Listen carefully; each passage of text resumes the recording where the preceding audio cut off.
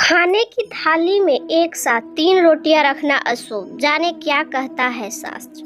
Hello दोस्तों, मेरे सनातन ही सत्य है चैनल में आपका स्वागत है।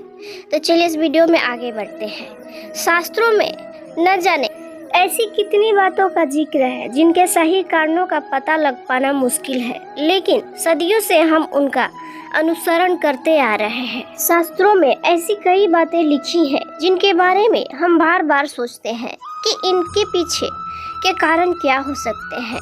कई ऐसे बातें हैं जिनके बारे में पूरी जानकारी लिए बिना ही उन्हें मानते हुए सालों बीत जाते हैं, लेकिन आप में से न जाने कितने लोगों के मन में ये ख्याल जरूर आता होगा कि शास्त्रों में लिखी बातों का मतलब क्या है और जीवन से संबंध क्या है। बिल्ली का रास्ता काटने से अपशगुन का संकेत हो, या खाते समय बाल निकलना, रात में नाखून काटने की मनाही हो, या फिर भोजन से पहले भोजन मंत्र का उच्चारण करने की बात हो, ऐसी न जाने कितनी बातें हैं जिनका हमारे शास्त्रों में जिक्र है और हम उन्हें सही भी मानते हैं।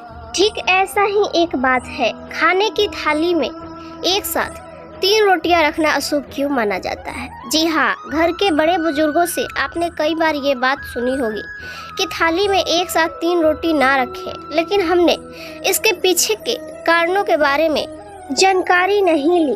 तो चलिए आज हम पता करते हैं कि आखिर थाली में 3 रोटियां एक साथ देना क्यों मनाही है। हमारे शास्त्रों में कई ऐसे नियम बनाए गए हैं जिनका पालन आज भी कई लोग करते आ रहे हैं। उसी में से एक है थाली में 3 रोटियां एक साथ न परोसने का नियम।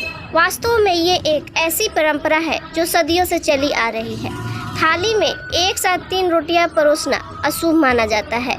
इस परंपरा को हर कोई निभाता है, लेकिन इसके पीछे क्या कारण है, इसकी जानकारी किसी को नहीं है।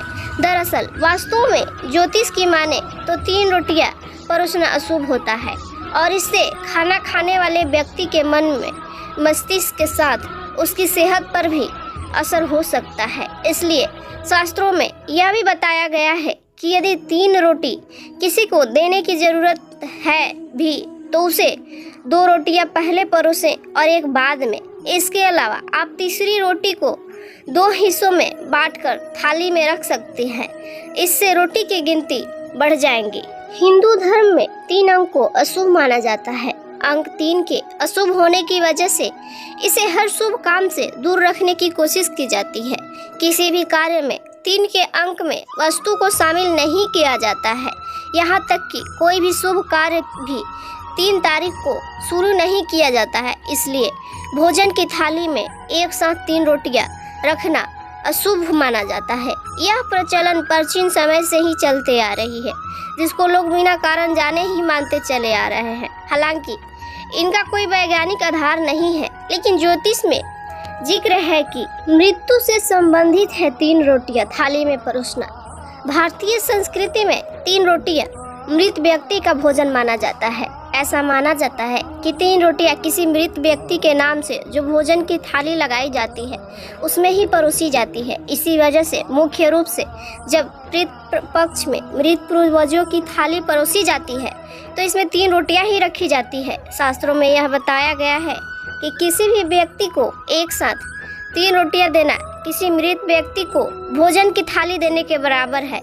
यही कारण है कि खाने की थाली में एक साथ 3 रोटियां नहीं रखी जाती है। लेकिन जब ज्योतिष शास्त्र की बात आती है तो इसे वास्तव में अपशगुन मानी जाते हैं। तो दोस्तों, आपने भी देखा होगा कि माँ जब भी रोटियां परोसती हैं तो 3 रोटियां नहीं देती है, या तो उसमें से रोटी तोड़कर निकाल लेती है या फिर रोटी को खंडित करके देती है। ये अपशगुन होता है। तो आपको ये जानकारी कैसी लगी? अगर अच्छी लगी तो इस वीडियो को लाइक करें और चैनल को सब्सक्राइब करें।